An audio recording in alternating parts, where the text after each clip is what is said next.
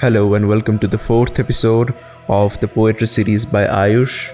Today we are reading God's Hand by Ayush. You think God has given you grief? That you have asked, why me?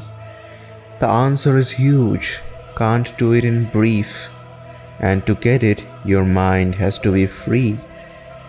Where was God when you were glad? Had you then asked, why you? It is for a reason that you are now sad. Time has come that you change your view.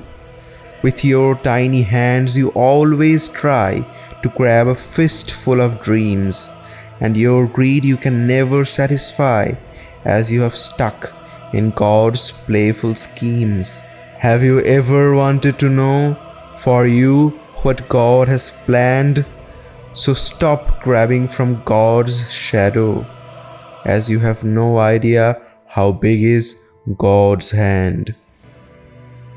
এই English কবিতাটি আগে লেখা এবং যতটা সম্ভব ছন্দ মিলিয়ে এই কবিতাটির বাংলা অনুবাদ করার চেষ্টা করেছি, কিন্তু যথাযথ হয়েছে বলে আমার ততটাও মনে হয় না।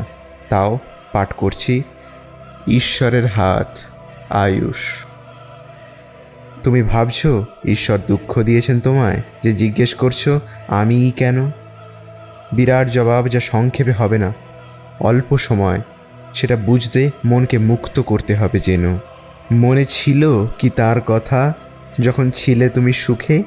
তখন কি করেছিলে প্রশ্ন, তুমিই কেন? এখন যখন মন ভরেছে তোমার দুঃখে, সময় এসেছে তুমি দৃষ্টিভঙ্গিতে একটু বদল এনো।